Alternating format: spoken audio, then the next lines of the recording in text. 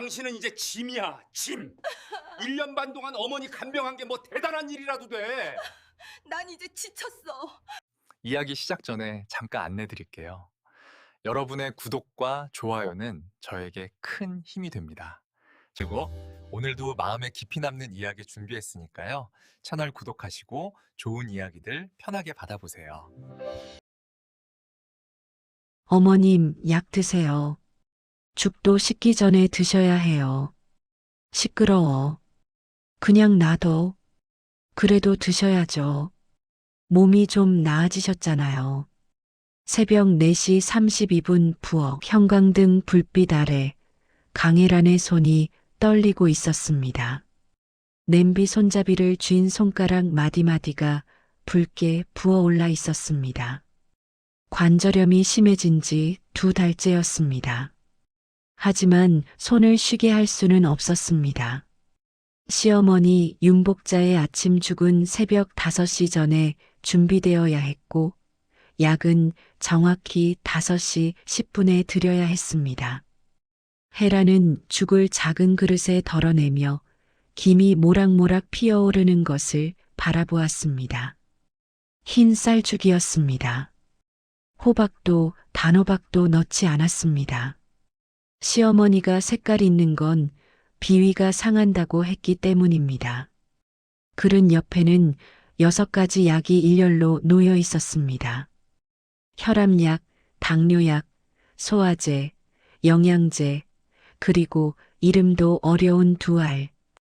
헤라는 약봉지를 하나씩 뜯으며 손가락 끝에 통증을 참았습니다. 쟁반을 들고 복도를 걸어가는 동안 헤란의 무릎에서 뚝뚝 소리가 났습니다.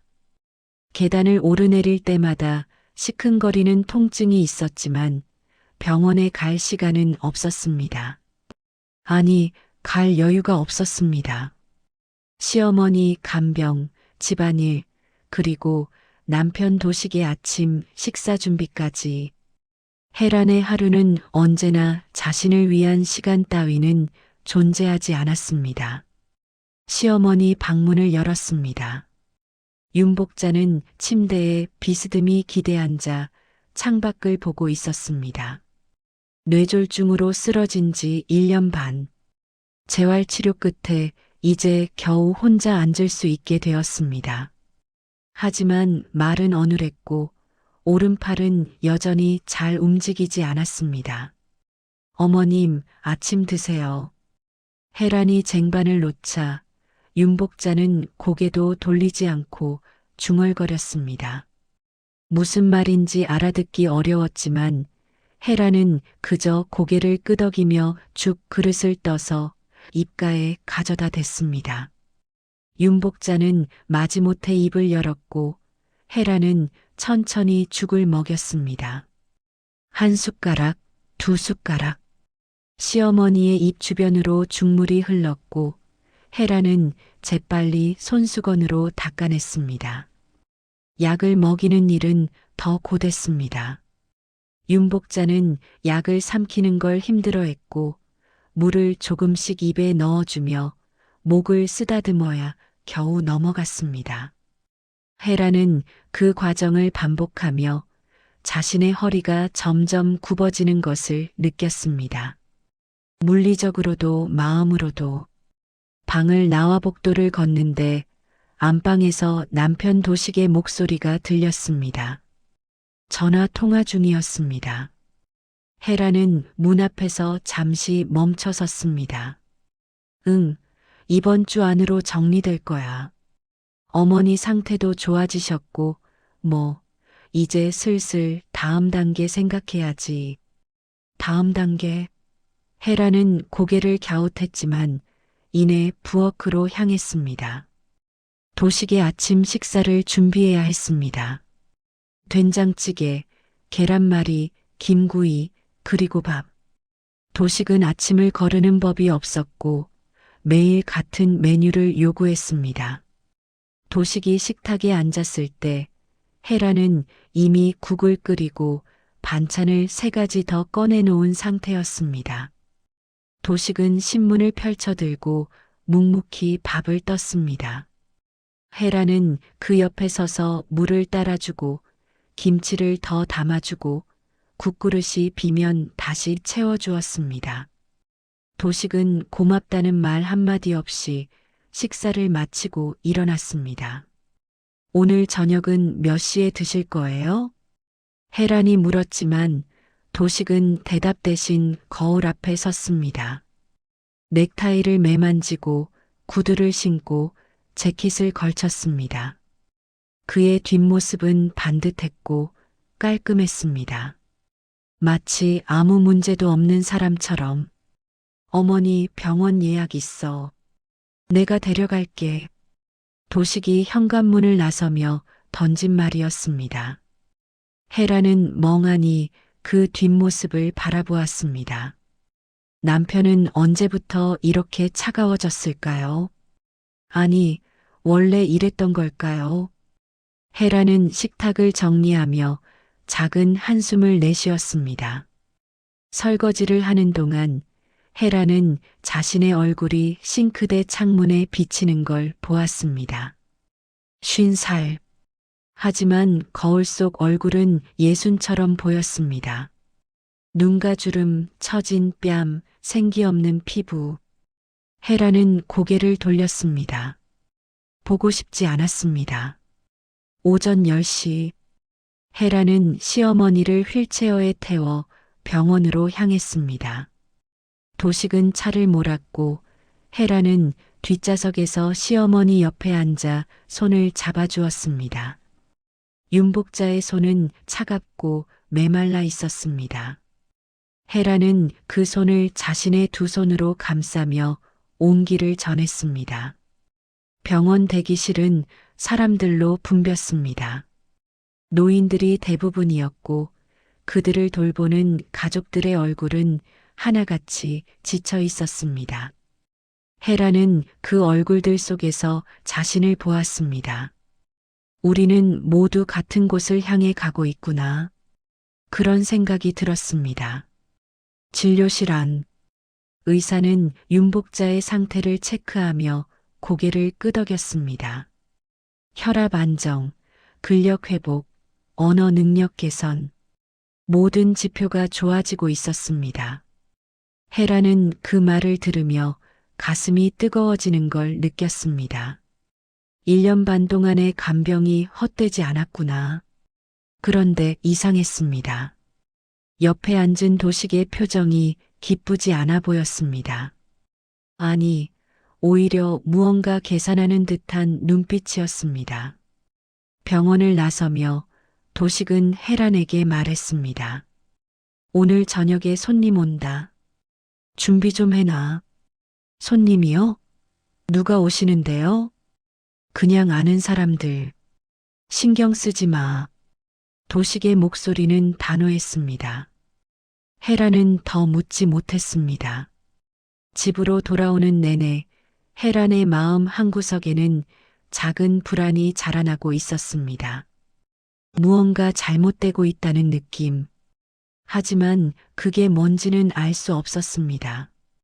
저녁 준비는 전쟁이었습니다. 도식이 제대로 차려라고 했기 때문에 헤라는 10가지가 넘는 반찬을 준비했습니다. 잡채, 전, 나물, 구이, 조림. 손이 더 붓고 허리가 더 아팠지만 멈출 수 없었습니다. 이 집에서 헤란의 역할은 그런 것이었습니다. 보이지 않게, 완벽하게, 불평 없이. 오후 6시 현관 초인종이 울렸습니다. 헤라는 앞치마를 벗고 문을 열었습니다. 도식의 지인 2명이 들어왔습니다. 그중 한 명은 여자였습니다. 백수진. 헤라는 그 이름을 어디선가 들은 것 같았지만 정확히 기억나지 않았습니다. 어서 오세요. 헤란이 인사하자 수진은 가볍게 고개만 끄덕였습니다. 그녀의 시선은 헤란을 스쳐 지나가 거실 안쪽으로 향했습니다. 마치 헤란은 존재하지 않는 사람처럼. 헤란은 그 시선에 움찔했지만 이내 웃으며 거실로 안내했습니다. 저녁 식사 자리. 도식은 손님들과 이야기를 나누며 웃었습니다. 헤라는 부엌을 오가며 음식을 날랐고 그들의 잔을 채웠습니다. 하지만 아무도 헤란에게 말을 걸지 않았습니다. 헤라는 투명 인간이 된 기분이었습니다. 이제 어머니도 많이 좋아지셨으니 형님도 좀 여유를 가지셔야죠. 수진이 말했습니다. 그녀의 목소리는 부드러웠지만 어딘가 계산적이었습니다. 그러게. 이제 나도 품격 있게 살아야지. 그동안 너무 희생만 하며 살았어. 도식이 대답했습니다. 헤라는 그 말을 듣고 손에 들고 있던 주전자를 놓을 뻔했습니다. 희생? 누가요? 헤라는 아무 말도 하지 못하고 다시 부엌으로 들어갔습니다.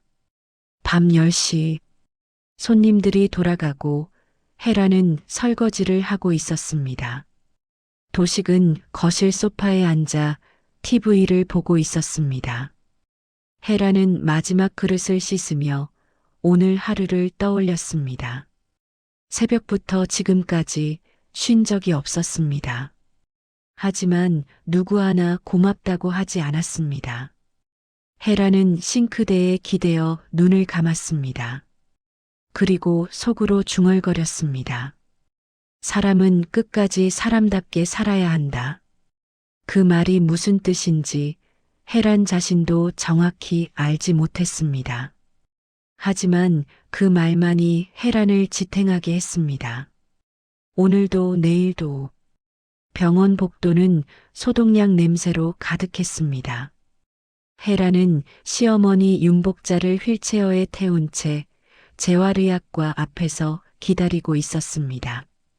오늘은 석 달마다 한 번씩 받는 정기 검진 날이었습니다. 의사는 윤복자의 근력 테스트, 언어 평가, 일상생활 능력 체크를 모두 마친 뒤 차트를 보며 만족스러운 표정을 지었습니다. 재활 결과 아주 좋습니다. 이 정도면 거의 기적이라고 봐야죠. 의사의 말에 헤란의 눈시울이 뜨거워졌습니다. 1년 반. 하루도 빠짐없이 시어머니를 씻기고 먹이고 재활 운동을 시키고 병원에 데려왔던 시간들이 주마등처럼 스쳐 지나갔습니다. 손이 부어 젓가락도 제대로 잡지 못하던 날들, 무릎 통증에 계단을 오르내리며 이를 악물던 순간들. 그 모든 것이 헛되지 않았다는 말처럼 들렸습니다. 정말 다행이네요. 헤란이 떨리는 목소리로 말하자 윤복자도 어눌하지만 분명하게 대답했습니다. 고마워 헤란아. 그 짧은 말 한마디에 헤란은 참았던 눈물을 흘릴 뻔했습니다. 하지만 참았습니다. 여기는 병원이었고 아직 집으로 돌아가야 했습니다. 헤라는 손등으로 눈가를 닦으며 휠체어를 밀어 복도로 나왔습니다. 그런데 이상한 일이 벌어졌습니다. 복도 끝 대기실 근처에서 남편 도식이 누군가와 통화를 하고 있었습니다. 헤란보다 먼저 진료실을 나온 것이었습니다. 의사 면담도 듣지 않고요. 헤라는 휠체어를 멈추고 도식을 바라보았습니다. 도식은 전화기를 귀에 대고 낮은 목소리로 말하고 있었습니다. 응, 검진 결과 나왔어. 의사가 뭐래? 거의 다 나았대. 이제 슬슬 진행해도 되겠어. 헤란의 가슴이 철렁 내려앉았습니다. 진행? 무엇을 진행한다는 걸까요? 도식은 통화를 끊고 헤란 쪽으로 걸어왔습니다. 하지만 그의 얼굴에는 기쁨도 안도도 없었습니다. 오히려 무언가를 계산하는 듯한 차가운 표정이었습니다. 어머니 상태 좋으시다며? 헤란이 조심스럽게 물었습니다. 도식은 고개를 끄덕이며 대답했습니다. 응. 그러니까 이제 다음 단계로 넘어가야지. 다음 단계요? 나중에 얘기할게. 일단 집에 가자. 도식은 더 이상 말하지 않았습니다. 헤라는 불안한 마음으로 휠체어를 밀며 주차장으로 향했습니다. 차 안은 침묵으로 가득했습니다. 윤복자는 창밖을 바라보고 있었고 도식은 운전대를 잡은 채 아무 말도 하지 않았습니다. 헤라는 뒷좌석에서 손을 꼭 쥐고 있었습니다. 무언가 잘못되고 있다는 느낌이 점점 더 강해졌습니다. 집으로 돌아온 뒤 도식은 곧바로 또 전화를 걸었습니다. 이번에는 거실에서 헤란이 들을 수 있는 곳에서였습니다. 오늘 저녁에 와. 축하 자리 좀 마련했어. 축하? 헤라는 부엌에서 칼질을 하다 손을 멈췄습니다. 시어머니 회복을 축하한다는 건가요? 하지만 왜 헤란에게는 아무 말도 하지 않는 걸까요? 헤란은 도마 위에 팔을 썰며 귀를 기울였습니다. 저녁 6시 초인종이 울렸습니다. 문을 열자 어제 봤던 그 사람들이었습니다. 백수진과 그녀의 일행 2명. 헤라는 인사를 받으며 그들을 거실로 안내했습니다. 하지만 이번에는 분위기가 달랐습니다. 그들의 얼굴에는 묘한 긴장감이 감돌았습니다. 식탁에는 헤란이 정성껏 준비한 음식들이 차려졌습니다. 도식은 손님들에게 술을 따르며 말했습니다.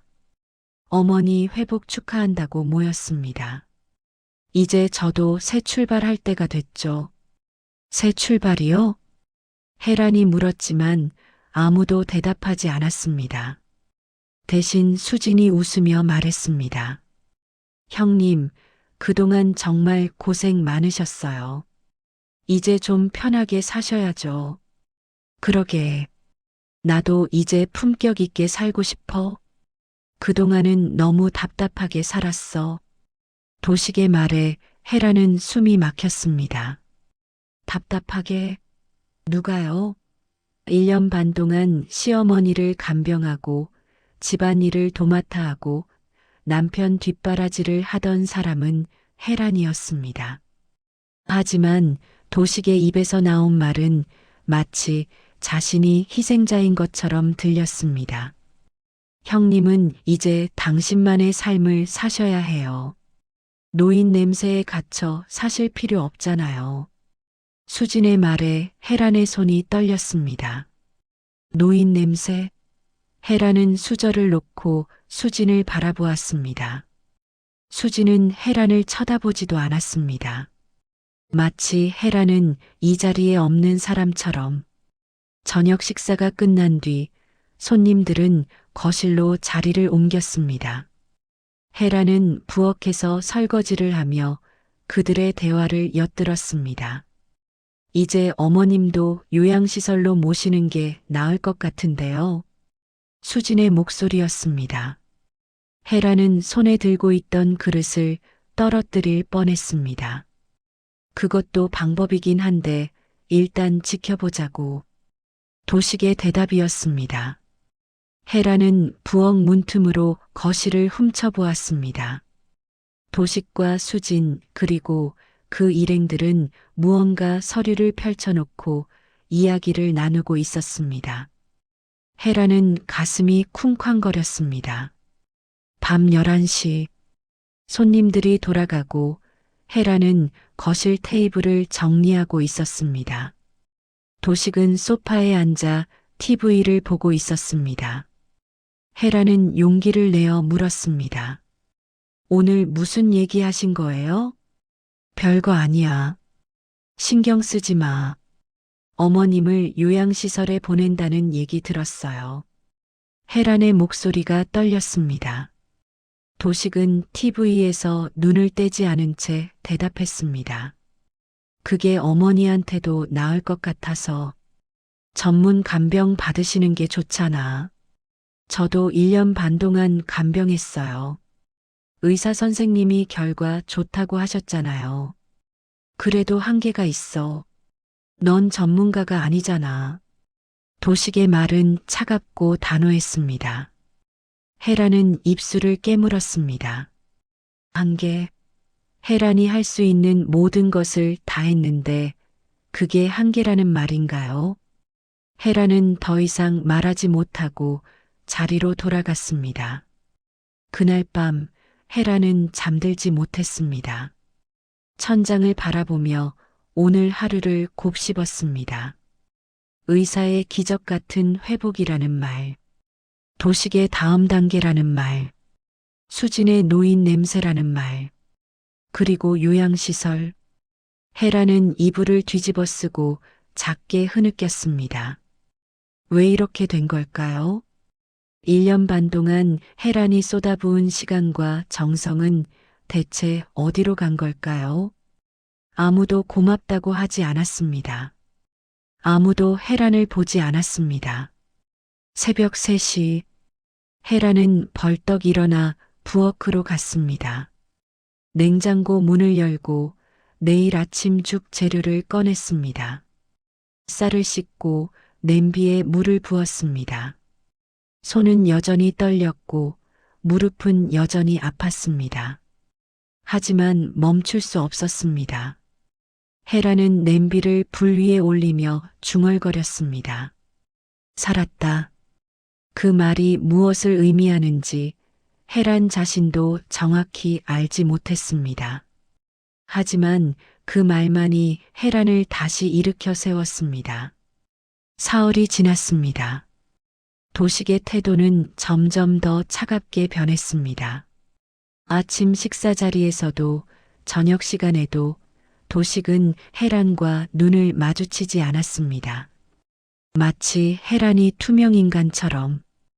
헤란은 그 시선 속에서 점점 작아지는 자신을 느꼈습니다. 어느 저녁 도식은 헤란을 거실로 불렀습니다. 헤란은 앞치마를 벗고 소파에 앉았습니다. 도식은 창밖을 바라보며 말했습니다. 우리 이제 각자 살자. 헤란은 귀를 의심했습니다. 각자? 무슨 뜻인가요? 헤란은 도식을 바라보았습니다. 도식의 얼굴은 무표정했습니다. 무슨 말씀이세요? 말 그대로야. 이제 우리 따로 사는 게 나을 것 같아. 왜요? 제가 뭘 잘못했어요? 헤란의 목소리가 떨렸습니다.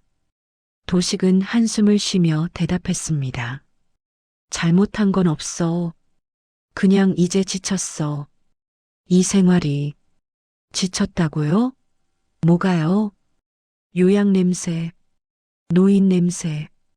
이 집 전체가 병원 같아. 난 더 이상 이렇게 못 살겠어. 도식의 말은 칼처럼 날카로웠습니다.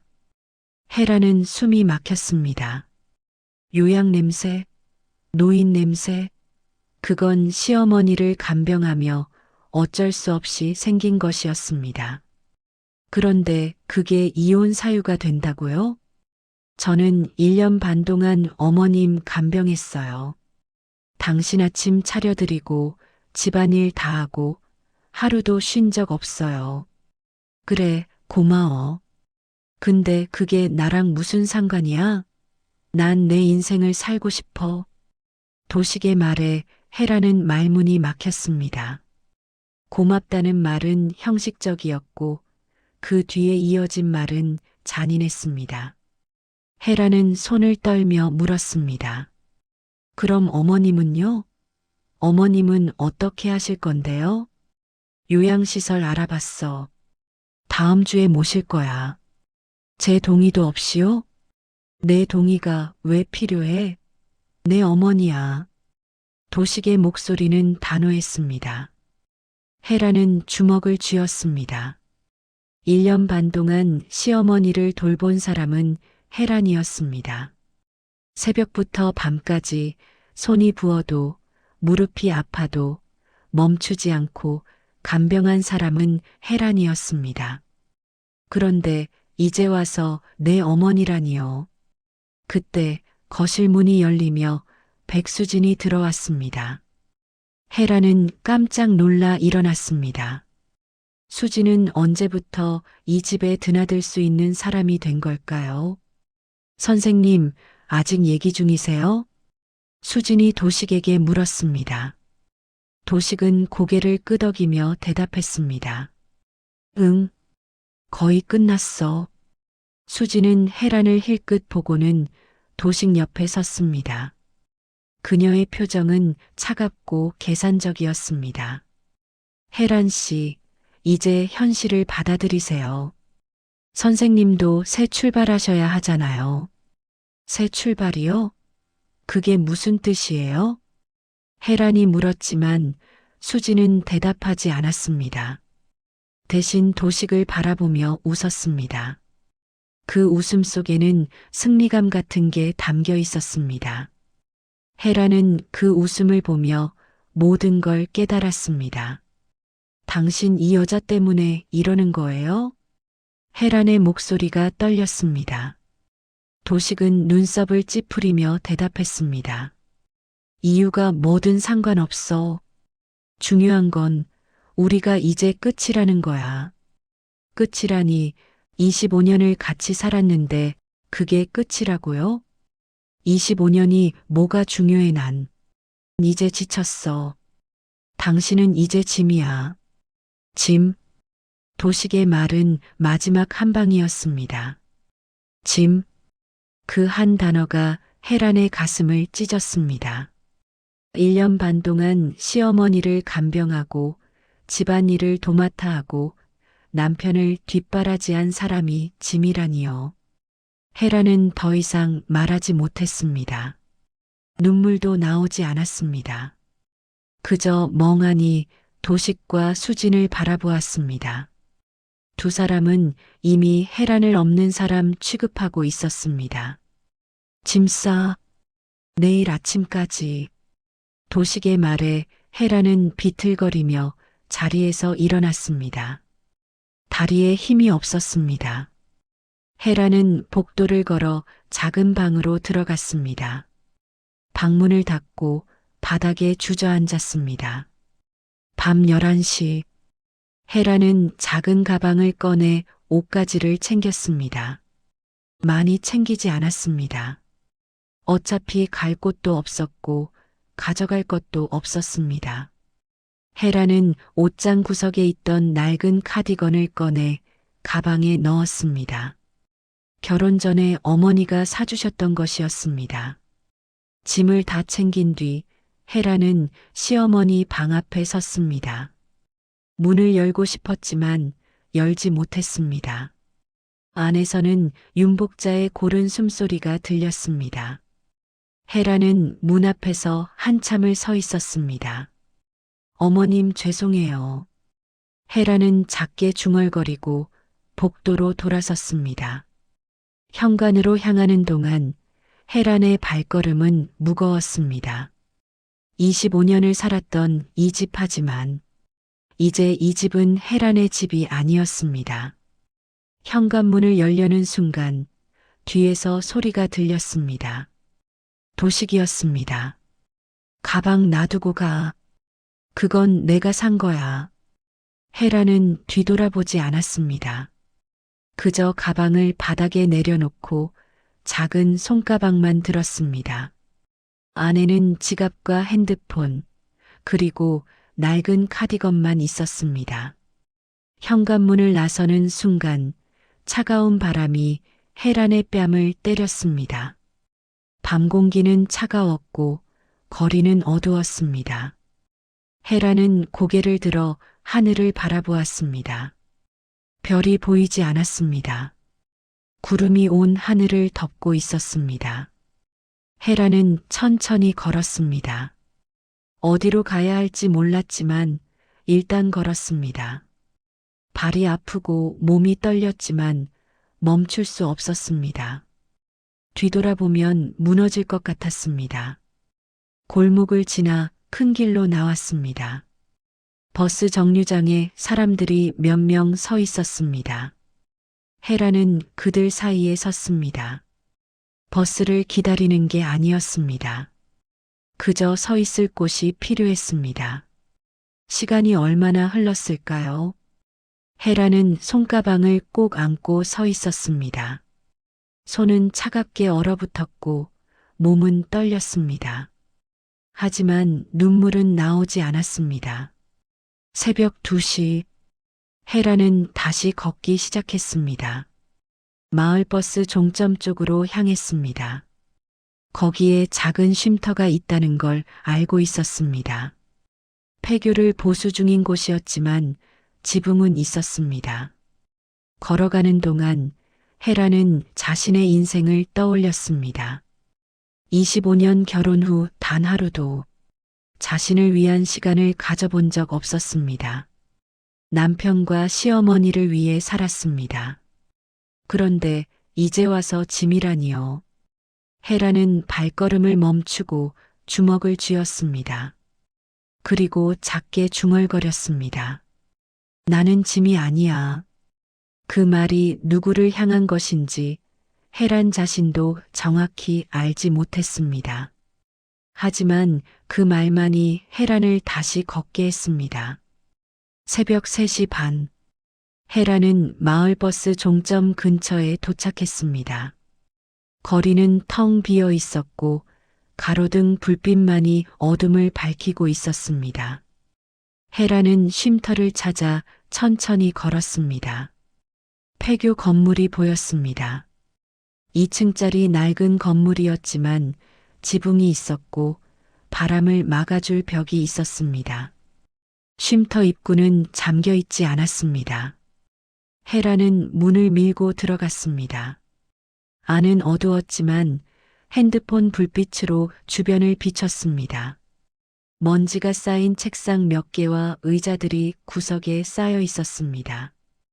헤라는 구석 자리에 앉아 손가방을 꼭 안았습니다. 몸은 떨렸고 마음은 텅 비어 있었습니다. 헤라는 무릎을 끌어안고 고개를 숙였습니다. 눈물이 날 것 같았지만 나오지 않았습니다. 그저 멍하니 앉아 있었습니다. 새벽 5시, 창문 너머로 희미한 빛이 들어왔습니다. 동이 트고 있었습니다. 헤라는 일어나 창밖을 바라보았습니다. 마을이 조금씩 깨어나고 있었습니다. 사람들이 하나둘 거리로 나왔고 가게 셔터가 올라가기 시작했습니다. 헤라는 쉼터를 나와 근처를 걸었습니다. 어디로 가야 할지 몰랐지만 일단 움직여야 했습니다. 서 있으면 무너질 것 같았습니다. 걷다 보니 작은 공원이 나왔습니다. 벤치에 앉아 쉬려는데 누군가 헤란을 쳐다보았습니다. 저 사람 어제 그 집 며느리 아냐? 맞아. 쫓겨났다더라. 수군거리는 소리가 들렸습니다. 헤라는 고개를 숙였습니다. 마을은 좁았고 소문은 빨랐습니다. 헤라는 벤치에서 일어나 다시 걸었습니다. 오전 9시, 헤라는 작은 분식집 앞을 지나고 있었습니다. 배는 고팠지만 돈을 쓰고 싶지 않았습니다. 지갑 안에는 3만 원밖에 없었습니다. 그런데 분식집 주인 아주머니가 문을 열고 헤란을 불렀습니다. 헤란 씨, 잠깐만요. 헤란은 멈춰 섰습니다. 아주머니는 따뜻한 국물이 담긴 종이컵을 내밀었습니다. 이거라도 드세요. 추운데 몸 녹이세요. 헤라는 손을 떨며 종이컵을 받았습니다. 국물은 따뜻했고 냄새는 구수했습니다. 헤라는 고맙다는 말도 하지 못하고 고개만 숙였습니다. 아주머니는 헤란의 어깨를 툭 두드렸습니다. 힘내세요. 세상 끝은 아니잖아요. 그 말에 헤란의 눈시울이 뜨거워졌습니다. 하지만 눈물은 참았습니다. 헤란은 종이컵을 들고 다시 걸었습니다. 국물을 한 모금 마시자 몸이 조금 풀리는 것 같았습니다. 오후 2시, 헤라는 다시 쉼터로 돌아왔습니다. 더 이상 갈 곳이 없었습니다. 쉼터 안으로 들어가 구석 자리에 앉았습니다. 손가방을 열고 낡은 카디건을 꺼냈습니다. 어머니가 사주셨던 것. 헤라는 카디건을 껴안고 눈을 감았습니다. 그때 쉼터 문이 열리는 소리가 들렸습니다. 헤라는 깜짝 놀라 고개를 들었습니다. 문 앞에 누군가 서 있었습니다. 시어머니 윤복자였습니다. 윤복자는 지팡이의 의지에 비틀거리며 걸어왔습니다. 얼굴은 창백했고 숨은 가빴습니다. 헤라는 벌떡 일어나 윤복자를 부축했습니다. 어머님, 어떻게 여기까지 오셨어요? 윤복자는 대답하지 않았습니다. 대신 손에 들고 있던 낡은 솜조끼를 헤란에게 내밀었습니다. 헤란은 조끼를 받아들었습니다. 조끼는 무거웠고 낡았고 냄새가 났습니다. 하지만 따뜻했습니다. 나가. 윤복자가 어눌하게 말했습니다. 헤라는 윤복자의 얼굴을 바라보았습니다. 윤복자의 눈에는 무언가 간절함이 담겨 있었습니다. 어머님, 무슨 말씀이세요? 윤복자는 헤란의 손을 꼭 잡았습니다. 그리고 짧게 눈을 맞추고 고개를 끄덕였습니다. 헤란은 그 눈빛에서 무언가를 느꼈습니다. 믿음? 격려? 정확히 알 수 없었지만 윤복자는 헤란에게 무언가를 전하려 하고 있었습니다. 윤복자는 다시 지팡이의 의지에 비틀거리며 쉼터를 나갔습니다. 헤란은 뒤따라 나가려 했지만 윤복자는 손을 저으며 멈춰 섰습니다. 가지 말라는 뜻이었습니다. 헤라는 멍하니 윤복자의 뒷모습을 바라보았습니다. 윤복자가 사라진 뒤 헤라는 다시 쉼터 안으로 들어갔습니다. 손에는 낡은 솜조끼가 들려 있었습니다. 헤라는 조끼를 펼쳐보았습니다. 솜이 빠진 곳도 있었고 실밥이 풀린 곳도 있었습니다. 하지만 이상하게도 마음이 따뜻했습니다. 헤라는 조끼를 껴안고 바닥에 앉았습니다. 그리고 울었습니다. 처음으로 소리내어 울었습니다. 25년 동안 참았던 눈물이 쏟아졌습니다. 헤라는 조끼를 꼭 껴안고 흐느꼈습니다. 얼마나 울었을까요? 헤라는 눈물을 닦고 조끼를 다시 펼쳐보았습니다. 그런데 이상한 점을 발견했습니다. 안주머니 부분이 유난히 두꺼웠습니다. 헤라는 손으로 만져보았습니다. 무언가 안에 들어있는 것 같았습니다. 헤라는 조끼를 뒤집어 안쪽을 살펴보았습니다. 안주머니 안쪽이 두 겹으로 꿰매져 있었습니다. 헤라는 바느질을 조심스럽게 뜯기 시작했습니다. 실이 풀리며 안쪽에서 무언가 나왔습니다. 작은 문서 봉투였습니다. 헤라는 숨을 죽이고 봉투를 열었습니다. 안에는 여러 종이가 접혀 있었습니다. 헤라는 종이를 펼쳐 하나씩 읽기 시작했습니다. 첫 번째는 오래된 통장 사본이었습니다.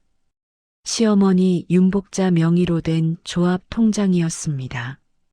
두 번째는 정기 예탁 증서 사본이었습니다. 액수는 크지 않았지만 분명 시어머니의 이름이 적혀 있었습니다. 세 번째는 두꺼운 노트였습니다. 약초박 관리 일지라는 제목이 적혀 있었습니다. 헤라는 일지를 펼쳤습니다. 20년치 기록이 빼곡하게 적혀 있었습니다. 어떤 약초를 심었는지, 언제 수확했는지, 얼마를 벌었는지, 모든 것이 기록되어 있었습니다. 마지막 페이지에는 위치 지도도 그려져 있었습니다. 네 번째는 공증 서류였습니다. 헤라는 손을 떨며 서류를 읽었습니다. 며느리 강혜란에게 약초밭 수익 및 관리권 위임. 헤라는 숨이 막혔습니다. 시어머니가 약초밭을 헤란에게 맡긴다는 내용이었습니다. 공증 날짜는 1년 전. 시어머니가 쓰러지기 직전이었습니다. 헤라는 서류를 꼭 쥐고 눈을 감았습니다. 시어머니는 알고 있었습니다. 자신이 쓰러질 것을, 그리고 헤란이 힘들어질 것을. 그래서 미리 준비해 두셨던 겁니다. 마지막으로 작은 USB 하나가 봉투 안에 들어 있었습니다. USB에는 메모지가 붙어 있었고 한 줄이 적혀 있었습니다. 이건 보험이다. 내 딸 지켜라. 헤라는 USB를 꼭 쥐고 눈물을 흘렸습니다. 시어머니는 헤란을 딸이라고 불렀습니다. 25년 동안 단 한 번도 그런 말을 하지 않았던 시어머니가 마지막 순간에 헤란을 딸이라고 불렀습니다. 헤란은 조끼를 꼭 껴안고 중얼거렸습니다. 어머님 고맙습니다. 그리고 헤란의 눈빛이 조금 달라졌습니다. 절망이 아니라 희망이 보이기 시작했습니다. 헤란은 문서들을 다시 봉투에 넣고 손가방에 조심스럽게 챙겼습니다. 이게 내 길이야? 헤란은 창밖을 바라보았습니다. 해가 지고 있었습니다. 하지만 내일은 다시 해가 뜰 것입니다. 헤란은 일어나 조끼를 걸쳤습니다. 낡았지만 따뜻했습니다. 그리고 이제 헤란에게는 싸울 이유가 생겼습니다. 밤이 깊어졌습니다. 쉼터 안은 어두웠고 바람 소리만 들렸습니다. 헤란은 구석 자리에 앉아 조끼를 껴입은 채 무릎을 끌어안고 있었습니다. 손가방 안에는 시어머니가 남긴 문서들이 들어 있었고 USB는 주머니 깊숙이 넣어두었습니다. 헤라는 눈을 감았지만 잠이 오지 않았습니다. 머릿속에는 온갖 생각이 맴돌았습니다. 약초바? 그게 어디 있는지도 몰랐습니다. 관리권? 어떻게 지켜야 할지도 몰랐습니다.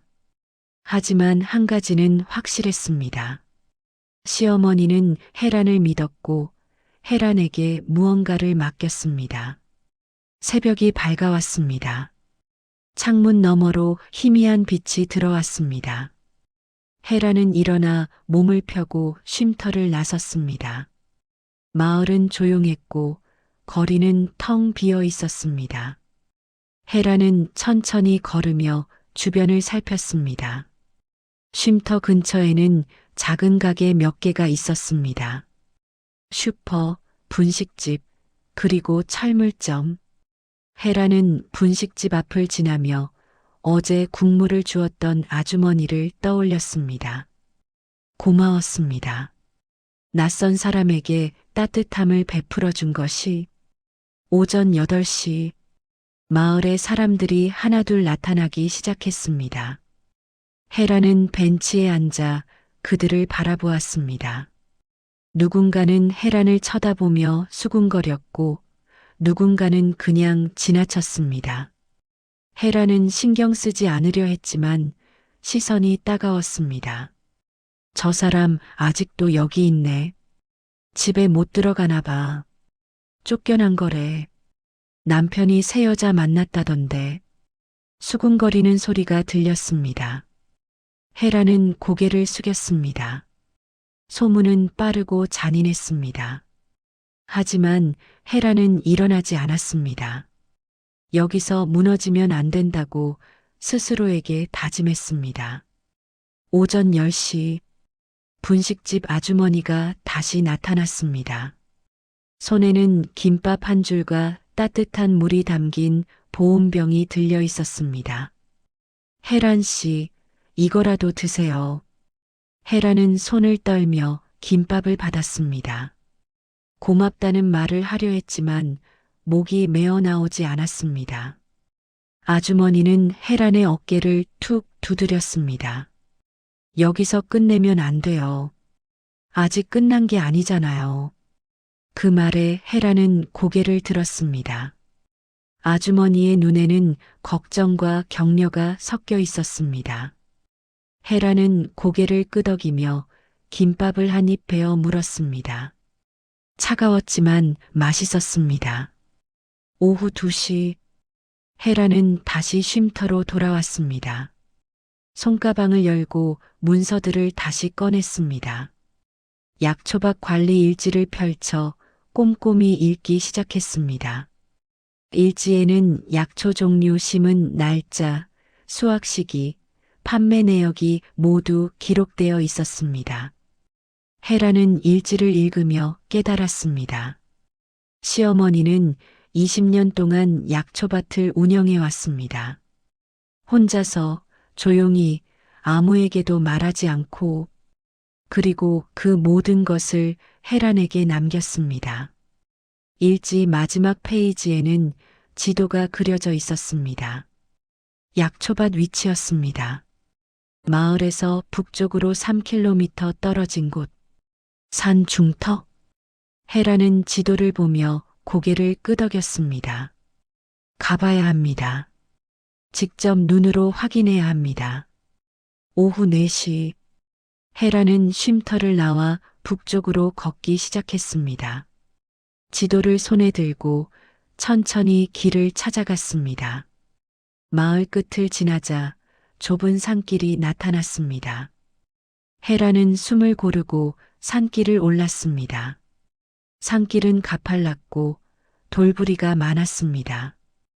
헤라는 넘어질 뻔하면서도 계속 올랐습니다. 무릎이 아프고 숨이 찼지만 멈추지 않았습니다. 30분쯤 걸었을까요? 앞쪽에 작은 밭이 보였습니다. 헤라는 숨을 헐떡이며 밭 앞에 섰습니다. 밭은 생각보다 넓었습니다. 약 500평 정도 되어 보였습니다. 밭 안에는 여러 종류의 약초가 자라고 있었습니다. 도라지, 더덕, 당귀, 그리고 이름 모를 풀들. 헤라는 밭 안으로 들어갔습니다. 흙을 밟으며 약초를 만지며 천천히 걸었습니다. 이곳이 시어머니가 20년 동안 가꿔온 곳이었습니다. 혼자서 묵묵히 정성스럽게. 밭 한쪽에는 작은 창고가 있었습니다. 헤라는 창고 문을 열었습니다. 안에는 농기구와 비료, 그리고 오래된 노트 몇 권이 쌓여 있었습니다. 헤라는 노트를 펼쳐보았습니다. 시어머니의 필체였습니다. 올해 도라지 수확 좋음. 내년에는 더덕 더 심을 것. 비 많이 옴. 배수로 정비 필요. 헤란이 오늘 죽 맛있게 끓여줬다. 고맙다. 마지막 문장을 읽고 헤란은 눈물을 흘렸습니다. 시어머니는 헤란을 생각하고 있었습니다. 말로 표현하지 않았지만 마음속으로는 고마워하고 있었습니다. 헤란은 노트를 덮고 창고를 나왔습니다. 밭을 다시 둘러보며 헤란은 다짐했습니다. 이곳을 지키겠다고, 시어머니가 남긴 것을 지키겠다고. 해가 지기 시작했습니다. 헤라는 밭을 나와 다시 산길을 내려왔습니다. 쉼터로 돌아오는 길은 어두웠지만 헤란의 마음은 조금 밝아졌습니다. 이제 무엇을 해야 할지 알았습니다. 쉼터에 도착해 문을 열려는데 누군가 뒤에서 헤란을 불렀습니다. 헤란은 뒤돌아보았습니다. 낯선 남자 2명이 서 있었습니다. 강혜란 씨 맞죠? 네, 누구신데요? 저희 변호사 사무실에서 나왔습니다. 잠깐 얘기 좀 할 수 있을까요? 헤란의 가슴이 철렁 내려앉았습니다. 변호사? 무슨 일로요? 남자는 서류 봉투를 꺼내 헤란에게 내밀었습니다. 이건 접근금지 및 처분금지 가처분 신청서입니다. 약초밭에 접근하지 마시고 어떤 처분도 하지 마세요. 헤라는 서류를 받아들고 멍하니 바라보았습니다. 누가? 왜? 그리고 이내 깨달았습니다. 도식과 수진이었습니다. 그들은 약초밭을 노리고 있었습니다. 남자들이 떠나고 헤라는 서류를 꼭 쥐고 쉼터 안으로 들어갔습니다. 바닥에 주저앉아 서류를 읽었습니다. 법률 용어가 가득했지만 요지는 분명했습니다. 약초밭에 손대지 말라는 것. 헤라는 이를 악물었습니다. 그들은 법을 이용해 헤란을 막으려 하고 있었습니다. 하지만 헤란에게는 시어머니가 남긴 문서가 있었습니다. 공증된 위임장이 있었습니다. 헤란은 손가방에서 위임장을 꺼내 다시 읽었습니다. 그리고 결심했습니다. 싸우겠다고, 법으로 싸우겠다고. 밤이 깊어졌습니다. 헤라는 조끼를 껴입고 바닥에 누웠습니다. 천장을 바라보며 중얼거렸습니다. 여기서 끝내면 안 돼. 그 말이 헤란을 다시 일으켜 세웠습니다. 내일은 무료 법률센터를 찾아가야 합니다. 도움을 구해야 합니다. 헤란은 눈을 감으며 다짐했습니다. 절대 포기하지 않겠다고. 아침 해가 떠올랐습니다. 헤라는 쉼터 바닥에서 눈을 떴습니다. 몸은 뻐근했고 허리는 결렸습니다. 하지만 일어나야 했습니다. 오늘은 무료 법률센터를 찾아가야 하는 날이었습니다. 헤라는 몸을 일으켜 조끼를 털었습니다. 손가방을 열고 안에 든 문서들을 다시 한번 확인했습니다. 위임장, 통장 사본, 약초박 관리 일지, 그리고 USB 모두 제자리에 있었습니다. 헤라는 안도의 한숨을 쉬었습니다. 쉼터를 나서는데 분식집 아주머니가 다가왔습니다. 손에는 작은 봉지가 들려 있었습니다. 헤란 씨, 이거 드세요. 주먹밥이에요. 아주머니 계속 이러시면 제가 미안해서. 미안할 것 없어요. 힘든 사람 도와주는 게 당연한 거죠. 아주머니는 봉지를 헤란 손에 쥐어주고 돌아섰습니다. 헤란은 봉지를 꼭 안고 고개를 숙여 인사했습니다. 세상이 다 차갑지만은 않다는 걸 느꼈습니다. 오전 9시 헤라는 마을 입구에서 버스를 탔습니다. 시내로 가는 버스였습니다. 무료 법률센터는 시청 근처에 있었습니다. 버스 안에서 헤라는 창밖을 바라보며 생각했습니다. 어떻게 설명해야 할까? 어떻게 도움을 구해야 할까? 1시간쯤 지나 시내에 도착했습니다. 헤라는 지도를 보며 법률센터를 찾아갔습니다. 건물은 생각보다 작았고 입구는 좁았습니다. 헤라는 숨을 고르고 문을 열었습니다. 안에는 대기 의자가 몇 개 놓여 있었고 창구 직원이 한 명 앉아 있었습니다. 헤라는 창구로 다가가 조심스럽게 말했습니다. 저 법률 상담 받고 싶은데요. 접수증 작성하시고 기다리세요. 오늘 상담 많아서 시간 좀 걸릴 거예요. 직원의 말은 무뚝뚝했습니다. 헤라는 접수증을 받아 작성했습니다. 이름, 연락처, 상담 내용. 헤라는 재산 분쟁이라고 간단히 적었습니다. 2시간을 기다렸습니다. 대기실에는 사람들이 하나둘 늘어났고 모두 지친 얼굴이었습니다. 헤라는 그들 사이에 앉아 손가방을 꼭 안고 있었습니다. 강혜란 씨, 이번 상담실로 들어오세요. 안내 방송이 나왔습니다. 헤라는 벌떡 일어나 이번 상담실 문을 두드렸습니다. 안에서 들어오세요 소리가 들렸습니다. 상담실 안에는 젊은 변호사가 앉아 있었습니다. 이름표에는 최은정이라고 적혀 있었습니다. 은정은 혜란을 보며 자리를 권했습니다. 앉으세요. 무슨 일로 오셨어요? 혜란은 손가방에서 서류들을 꺼냈습니다. 접근금지 가처분 신청서, 위임장, 통장 사본, 약초박 관리 일지, 모두 테이블 위에 펼쳐놓았습니다. 은정은 서류들을 하나씩 살펴보며 고개를 끄덕였습니다. 상황이 복잡하네요. 남편분이 약초박 권리를 주장하시는 거죠? 내 시어머니가 저한테 위임하셨는데 남편이 법으로 막으려고 해요. 위임장 공증은 제대로 되어 있네요. 이건 법적 효력이 있어요.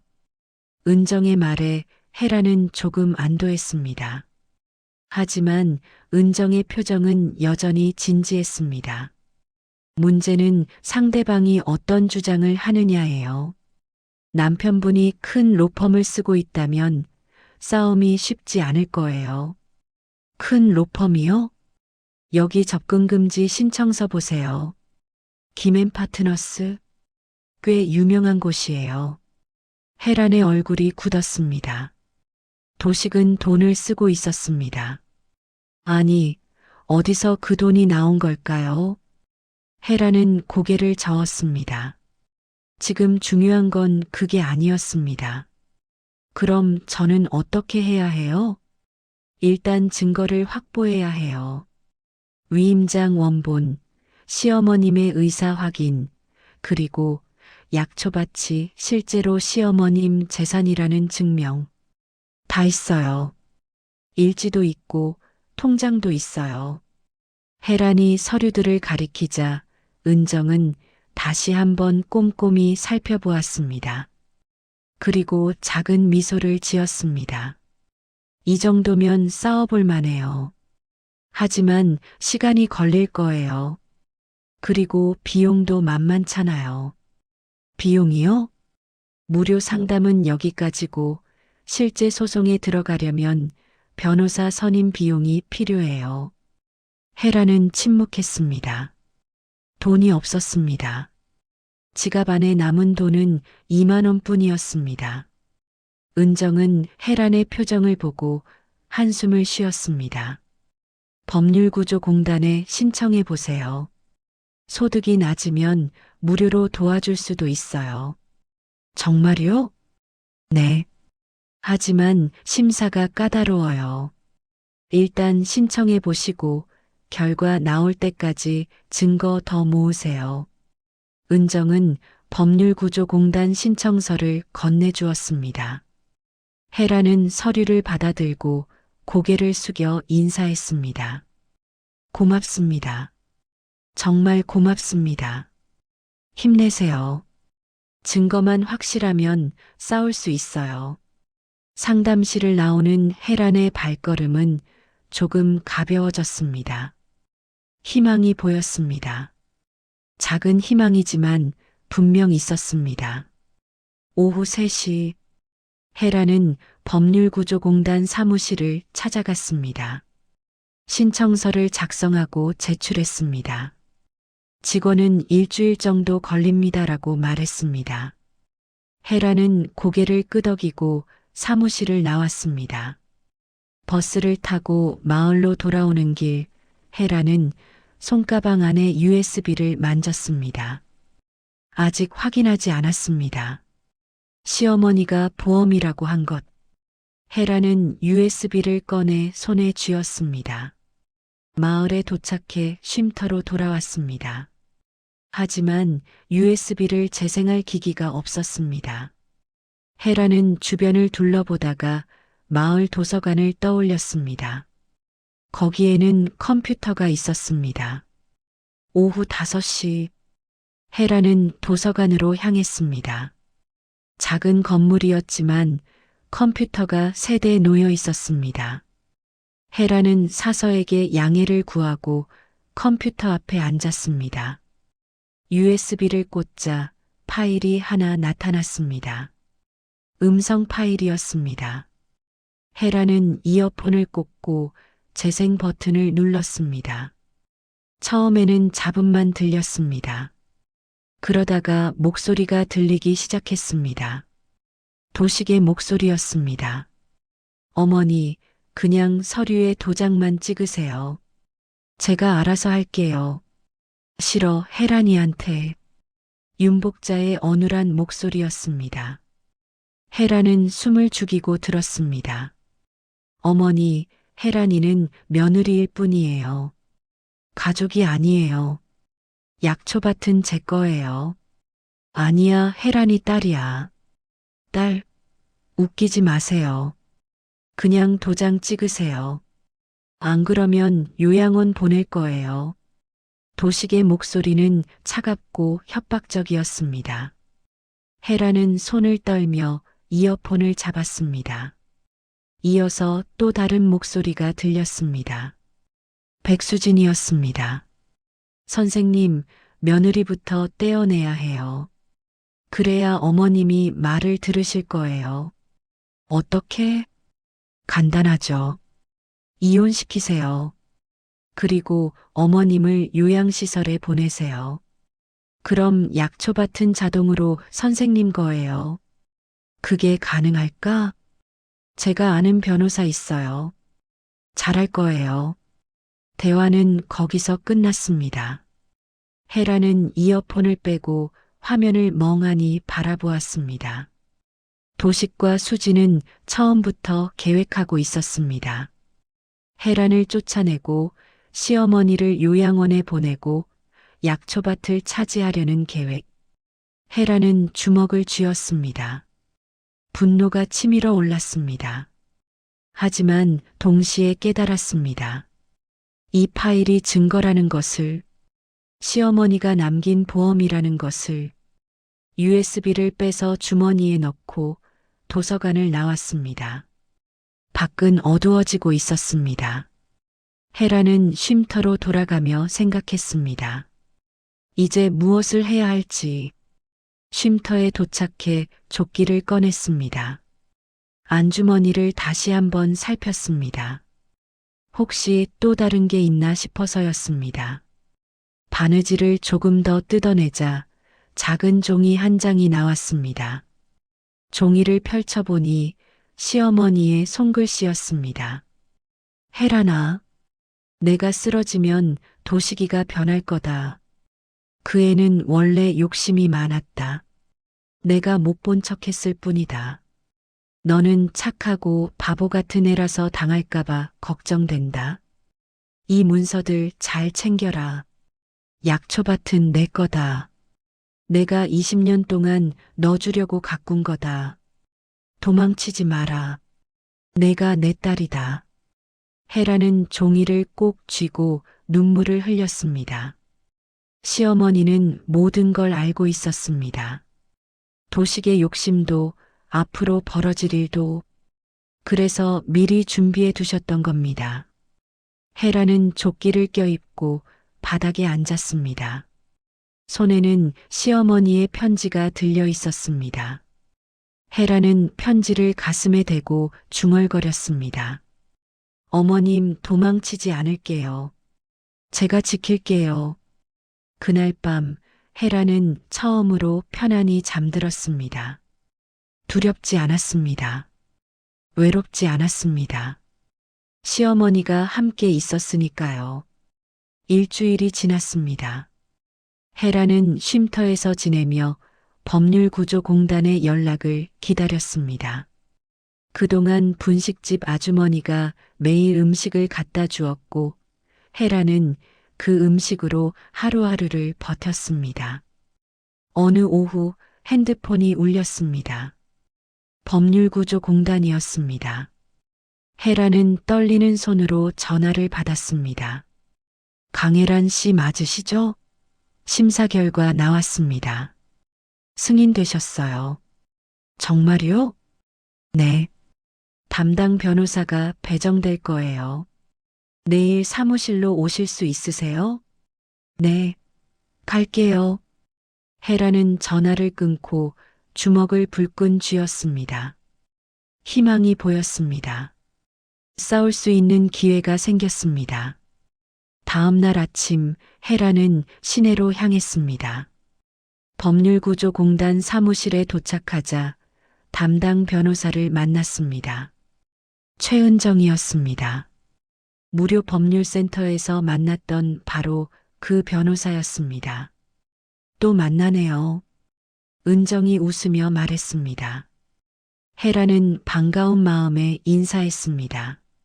선생님이 맡아주시는 거예요? 네. 제가 공단에서도 일하거든요. 이 사건 재미있을 것 같아서 제가 맡았어요. 재미있다니요? 나쁜 사람들한테 함 먹이는 거 좋아해요. 은정의 말에 혜라는 웃음이 났습니다. 처음으로 마음이 놓였습니다. 은정은 혜란이 가져온 증거들을 다시 한번 검토했습니다.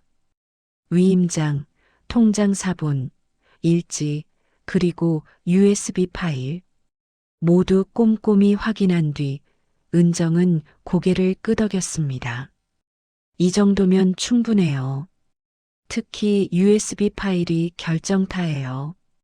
협박과 사기 의도가 명확하거든요. 그럼 이길 수 있어요? 이긴다기보다는 지키는 거예요. 약초박 관리권은 원래 혜란 씨 거니까요. 은정은 소송 계획을 설명했습니다. 먼저 접근금지 가처분 신청을 기각시키고 위임장의 유효성을 확인받고 필요하면 도식과 수진을 사기 및 협박 혐의로 고소하는 것. 시간은 좀 걸릴 거예요. 하지만 포기하지 마세요. 안 포기해요. 절대로. 혜란의 눈빛은 단호했습니다. 은정은 그 눈빛을 보며 미소 지었습니다. 사무실을 나와 마을로 돌아오는 길, 혜란은 마음이 한결 가벼웠습니다. 이제 혼자가 아니었습니다. 함께 싸울 사람이 생겼습니다. 하지만 그날 저녁 일이 벌어졌습니다. 혜란이 쉼터로 돌아왔을 때 낯선 차 한 대가 쉼터 앞에 서 있었습니다. 혜란은 불안한 마음에 천천히 다가갔습니다. 차 안에서 두 남자가 내렸습니다. 양복을 입은 사람들이었습니다. 혜란은 뒷걸음질 쳤습니다. 강혜란 씨죠? 잠깐 얘기 좀 합시다. 누구세요? 김앤 파트너스에서 나왔습니다. 의뢰인이 합의를 원하십니다. 합의요? 남자는 서류 봉투를 꺼냈습니다. 안에는 합의서가 들어 있었습니다. 혜란은 서류를 받아 읽었습니다. 내용은 간단했습니다. 약초박 권리를 포기하면 1,000만 원을 주겠다는 것. 1,000만 원이면 나쁘지 않잖아요. 소송 걸면 시간만 오래 걸리고 스트레스만 받아요. 싫어요. 혜란의 대답은 단호했습니다. 남자는 눈썹을 찌푸렸습니다. 생각 좀 해보세요. 지금 혜란 씨 상황 좋지 않잖아요. 쉼터에서 자고 계시잖아요. 그래도 싫어요. 이건 돈 문제가 아니에요. 그럼 뭐예요? 존엄 문제예요. 혜란의 말에 남자는 할 말을 잃었습니다. 잠시 침묵이 흘렀습니다. 남자는 서류를 도로 집어넣고 차에 올라탔습니다. 후회하실 거예요. 차가 떠나고 혜란은 쉼터 안으로 들어갔습니다. 손은 떨렸지만 후회는 없었습니다.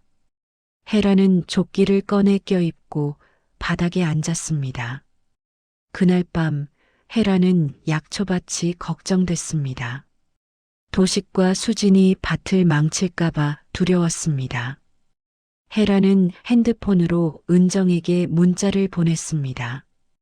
약초밭이 걱정돼요. 지킬 방법 없을까요?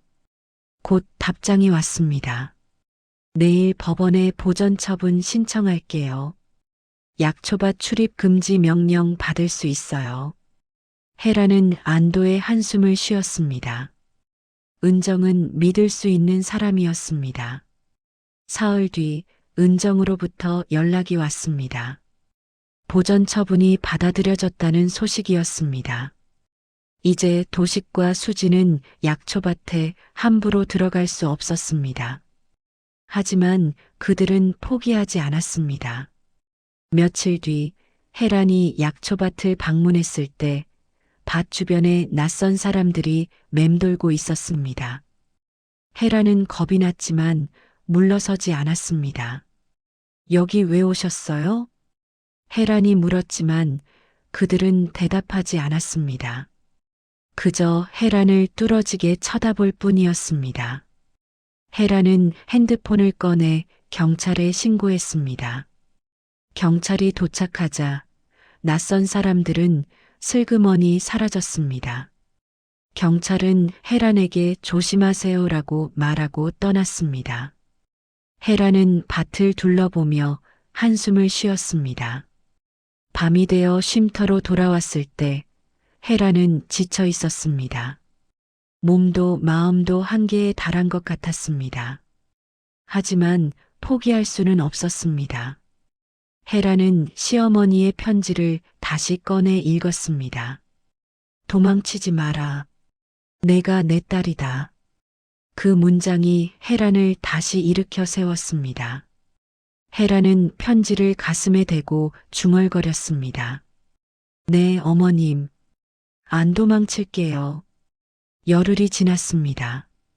소송은 진행 중이었고 은정은 열심히 싸우고 있었습니다. 하지만 상대방도 만만치 않았습니다. 김앤 파트너스는 온갖 법률 기술을 동원해 소송을 지연시켰습니다. 어느 날 오후 은정으로부터 급한 연락이 왔습니다. 혜란 씨, 큰일 났어요. 시어머님이 요양시설로 옮겨지셨대요. 뭐라고요?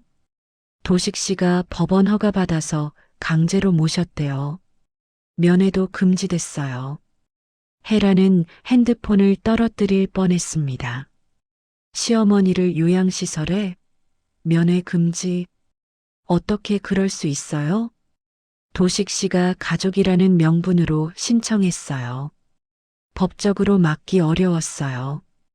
혜란은 주저앉았습니다. 시어머니를 보호하지 못했습니다. 혜란의 가장 큰 두려움이 현실이 되었습니다. 제가 뭘 해야 해요? 일단 요양시설에 가보세요. 면회 금지라도 시도는 해봐야 해요. 혜란은 곧바로 요양시설로 향했습니다. 시설은 시내에서 한참 떨어진 곳에 있었습니다. 버스를 2번 갈아타고 도착했을 때 해는 이미 지고 있었습니다. 시설 입구에서 혜란은 면회 신청을 했습니다. 하지만 직원은 고개를 저었습니다. 보호자가 면회 금지 요청했어요. 죄송합니다. 저는 며느리예요. 1년 반 동안 간병한 사람이에요. 그래도 안 돼요. 보호자 동의 없이는 불가능해요. 혜란은 애원했지만 직원은 단호했습니다. 혜란은 시설 밖에 서서 건물을 바라보았습니다. 저 안에 시어머니가 계셨습니다. 하지만 만날 수 없었습니다. 혜란은 건물 주변을 돌며 창문을 하나씩 살폈습니다. 혹시 시어머니가 보일까 싶어서였습니다. 하지만 아무것도 보이지 않았습니다. 해가 완전히 지고 어둠이 내렸습니다. 혜란은 시설 앞 벤치에 앉아 눈물을 흘렸습니다. 모든 게 무너지는 것 같았습니다. 쉼터로 돌아온 것은 밤 11시였습니다. 혜란은 몸을 가누지 못하고 바닥에 주저앉았습니다. 울고 싶었지만 눈물도 나오지 않았습니다. 그저 멍하니 앉아 있었습니다. 한참을 그렇게 있다가 혜란은 손가방에서 USB를 꺼냈습니다. 시어머니의 목소리를 듣고 싶었습니다. 도서관으로 가서 USB를 컴퓨터에 꽂았습니다. 파일을 다시 재생했습니다. 도식과 수진의 대화가 들렸습니다. 협박하는 목소리, 계산하는 목소리. 혜란은 이어폰을 빼고 화면을 껐습니다. 그리고 다시 일지를 펼쳤습니다. 시어머니의 손글씨가 가득한 일지. 마지막 페이지를 넘기자 짧은 문장이 적혀 있었습니다. 도망치지 마라. 내가 내 딸이다. 헤라는 그 문장을 읽고 또 읽었습니다. 눈물이 주르륵 흘렀습니다. 하지만 이번에는 슬픔의 눈물이 아니었습니다. 결심의 눈물이었습니다. 헤라는 일지를 덮고 일어났습니다. 조끼를 꺼내 껴입고 손가방을 챙겼습니다. 그리고 중얼거렸습니다. 그래, 이제 내가 지킨다. 헤란의 눈빛이 바뀌었습니다. 두려움이 사라졌습니다. 대신 단호함이 자리 잡았습니다. 다음 날 아침 헤라는 은정에게 연락했습니다. 선생님, 제가 할 수 있는 일이 뭐예요? 지금은 기다리는 수밖에 없어요. 기다릴 수 없어요. 뭔가 해야 해요. 헤란의 목소리는 단호했습니다. 은정은 잠시 침묵했다가 말했습니다. 그럼 증거를 더 모으세요. USB 파일 외에 더 필요해요. 어떤 증거요? 도식 씨와 수진 씨의 직접적인 협박 장면, 녹음이나 문자 같은 거요. 헤라는 고개를 끄덕였습니다. 알겠다고 말하고 전화를 끊었습니다. 이제 헤란에게는 계획이 필요했습니다. 헤라는 쉼터에 앉아 생각했습니다. 어떻게 하면 도식과 수진을 함정에 빠뜨릴 수 있을까? 어떻게 하면 그들의 본 모습을 드러낼 수 있을까? 그때 핸드폰이 울렸습니다. 모르는 번호였습니다. 헤라는 조심스럽게 받았습니다. 헤란 씨? 저 김태호 PD예요. PD요? 네. 지역 방송국에서 일해요. 헤란 씨 얘기 들었어요. 취재하고 싶은데 괜찮을까요? 헤라는 잠시 생각했습니다. 방송? 취재? 그게 도움이 될까요? 어떻게 제 얘기를 아셨어요? 분식집 아주머니한테 들었어요. 부당한 일 당하고 계시다고. 헤라는 분식집 아주머니를 떠올렸습니다. 매일 음식을 갖다 주던 그 아주머니. 그분이 도와주려 한 거였습니다. 취재하시면 뭐가 달라지나요? 여론의 힘이 있어요. 사람들이 알면 도움의 손길도 생기고 상대방도 부담을 느끼죠. 헤라는 고개를 끄덕였습니다. 도움이 될 수도 있겠다는 생각이 들었습니다. 좋아요. 취재하세요. 고맙습니다. 내일 만나요. 전화를 끊고 헤라는 창밖을 바라보았습니다. 어둠이 짙었지만 저 멀리 작은 불빛이 보였습니다. 헤라는 그 불빛을 보며 중얼거렸습니다. 아직 끝나지 않았어. 다음 날 오전 김태호 PD가 쉼터로 찾아왔습니다. 카메라 감독 한 명과 함께였습니다. 태호는 40대 중반으로 보였고 눈빛은 날카로웠지만 따뜻했습니다. 헤란 씨, 처음 뵙겠습니다. 태호가 손을 내밀었습니다. 헤라는 손을 잡으며 고개를 숙여 인사했습니다. 고맙습니다. 저 같은 사람 취재해 주셔서. 아니에요. 이런 이야기가 알려져야 해요. 부당한 일은 세상에 드러나야 하니까요. 태호는 쉼터 안을 둘러보며 카메라 위치를 잡았습니다.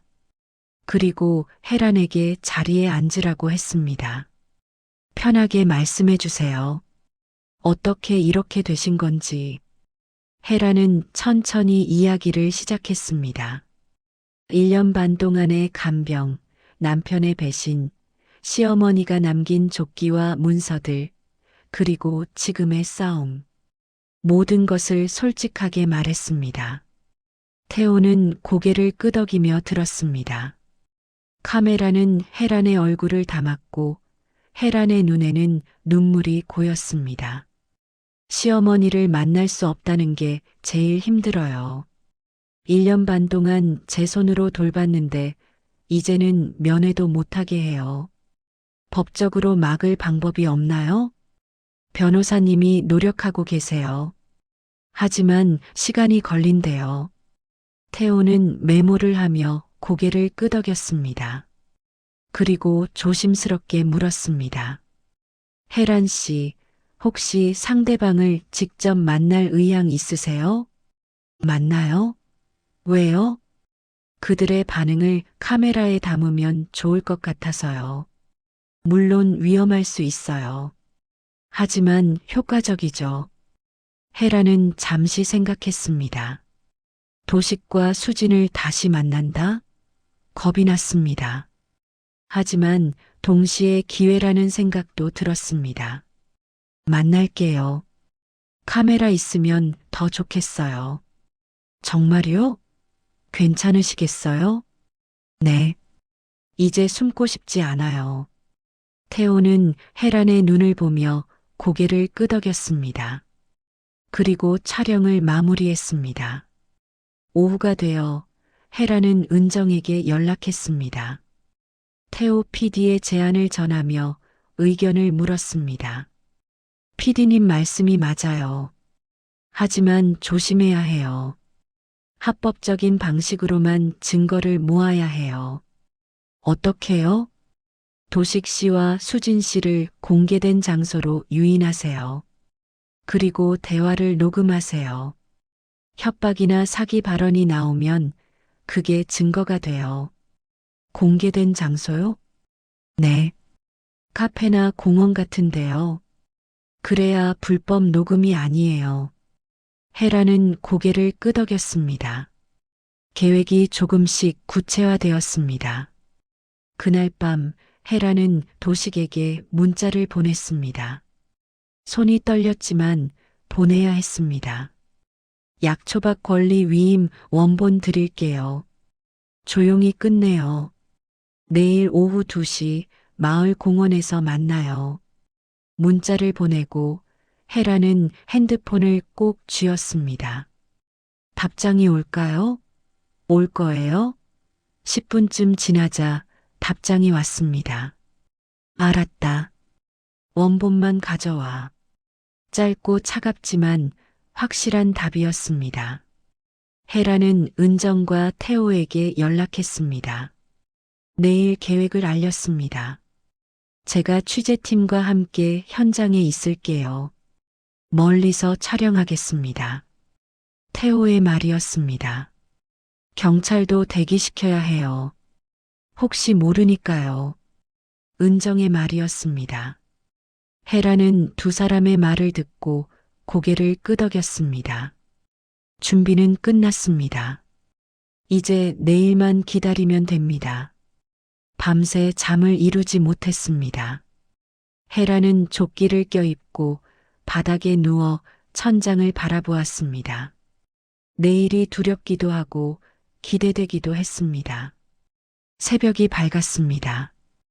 혜란은 일어나 몸을 씻고 옷을 갈아입었습니다. 조끼는 그대로 껴입었습니다. 시어머니가 함께 있는 기분이 들었습니다. 오전 10시 은정으로부터 연락이 왔습니다. 경찰 대기 완료됐어요. 공원 근처에 있을 거예요. 위급하면 바로 신고하세요. 네, 알겠습니다. 오후 1시 태호로부터 연락이 왔습니다. 저희도 준비됐어요. 공원 입구 쪽 카페에서 촬영할게요. 보이지 않게 할 테니 걱정 마세요. 고맙습니다. 오후 2시가 가까워졌습니다. 혜란은 마을 공원으로 향했습니다. 공원은 넓었고 사람들이 몇 명 산책하고 있었습니다. 혜란은 벤치에 앉아 기다렸습니다. 정확히 2시, 도식과 수진이 나타났습니다. 두 사람은 나란히 걸어왔고 얼굴에는 승리의 미소가 어려 있었습니다. 원본 가져왔어? 도식이 먼저 물었습니다. 혜라는 손가방을 열어 봉투를 꺼냈습니다. 안에는 위임장 사본이 들어 있었습니다. 원본이 아니었습니다. 여기 있어요. 혜란이 봉투를 내밀자 수진이 낚아챘습니다. 봉투를 열어 서류를 확인했습니다. 이거 사본이잖아. 원본 어디 있어? 원본은 안전한 곳에 맡겨뒀어요. 혜란의 말에 도식의 얼굴이 일그러졌습니다. 장난해? 원본 안 주면 어머니 평생 못 봐. 어머니를 인질로 잡으시는 거예요? 인질? 웃기지 마. 내 어머니야. 내가 어디 모시든 상관없잖아. 도식의 목소리가 커졌습니다. 주변 사람들이 쳐다보기 시작했습니다. 약초밭도 원래 우리 거야. 어머니가 정신 온전할 때 한 거 아니잖아. 수진이 거들었습니다. 혜라는 침착하게 대답했습니다. 어머니는 정신 온전하셨어요. 공증도 받으셨고요. 공증이 뭐가 중요해. 어차피 우리가 이길 거야. 도식이 혜란에게 다가서며 말했습니다. 협박하는 눈빛이었습니다. 원본 내놔. 안 그러면 가만 안 둬. 뭘 어떻게 하실 건데요? 너 지금 어디서 자는지 알아. 쉼터지? 거기도 못 있게 만들 수 있어. 도식의 협박은 점점 노골적이었습니다. 혜라는 핸드폰을 주머니에서 꺼냈습니다. 녹음 버튼을 눌러뒀던 핸드폰이었습니다. 그럼 어머니는요? 어머니는 어떻게 하실 거예요? 요양원에서 편히 계시면 되지. 내가 볼 필요 없어. 1년 반 동안 제가 돌봤어요. 어머니는 저를 딸이라고 하셨어요. 딸, 웃기네. 너는 그냥 며느리야. 아무것도 아니야. 도식의 말은 잔인했습니다. 혜라는 주먹을 쥐었습니다. 하지만 참았습니다. 그때 수진이 혜란의 손가방을 낚아챘습니다. 원본 여기 있는 거 아냐? 손 떼요. 혜란이 소리치며 가방을 잡아당겼습니다. 실랑이가 벌어졌고 주변 사람들이 모여들었습니다. 도둑이야. 저 사람이 내 가방 빼앗아가요. 수진이 소리쳤습니다. 하지만 혜라는 가방을 놓지 않았습니다. 바로 그때 태호 PD와 카메라 감독이 나타났습니다. 카메라는 모든 장면을 담고 있었습니다. 지금 무슨 일이십니까? 저희 지역 방송국인데 취재 중입니다. 태호의 말에 도식과 수진의 얼굴이 굳었습니다. 카메라가 그들을 비추고 있었습니다. 카메라 꺼. 당장 꺼. 도식이 소리쳤습니다. 하지만 태호는 카메라를 끄지 않았습니다. 공개된 장소에서 촬영하는 건 합법입니다. 혹시 숨기실 게 있으신가요? 태호의 질문에 수진이 뒷걸음질 쳤습니다. 도식은 얼굴이 새빨개져서 태호에게 다가갔습니다. 지금 장난해? 바로 그 순간 경찰 2명이 나타났습니다. 은정이 미리 대기시켜둔 경찰이었습니다.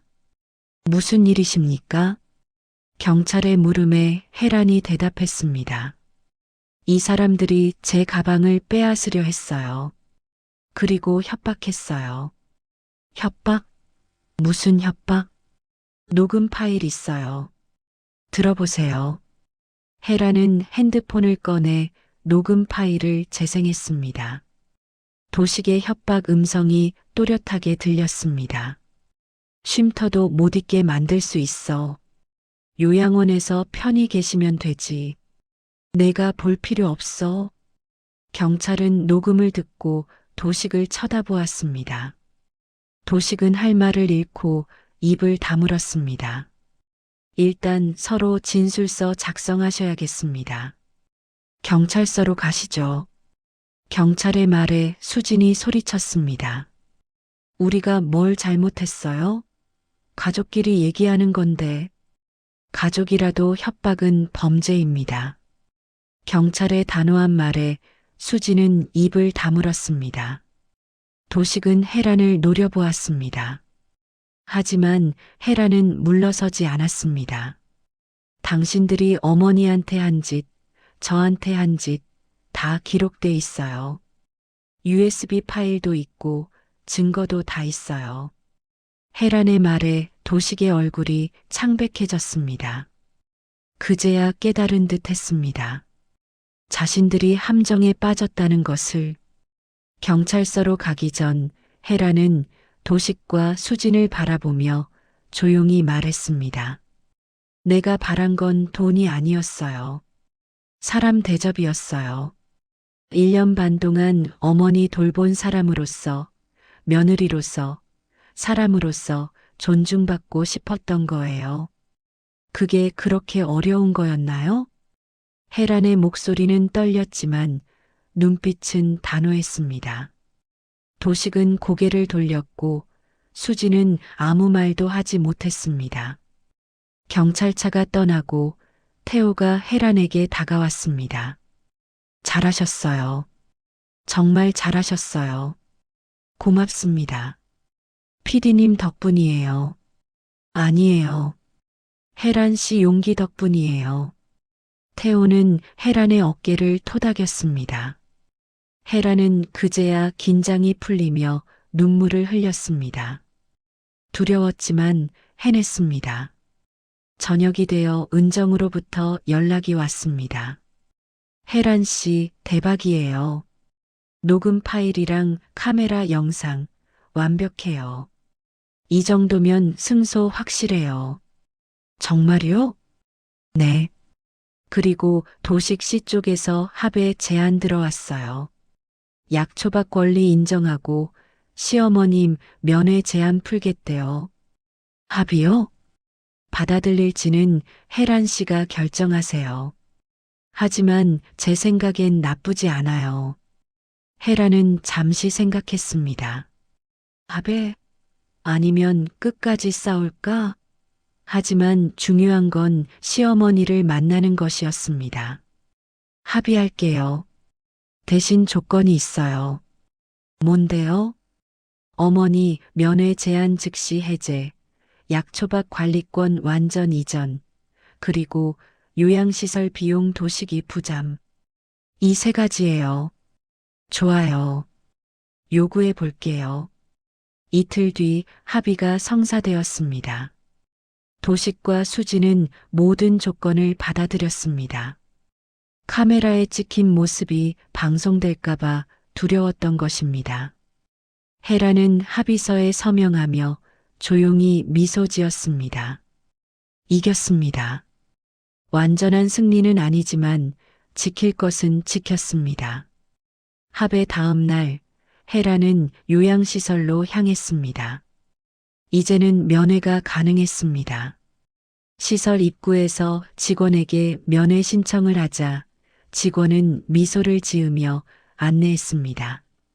윤복자 어르신, 오늘 며느님 오신대요. 혜란은 복도를 따라 걸었습니다.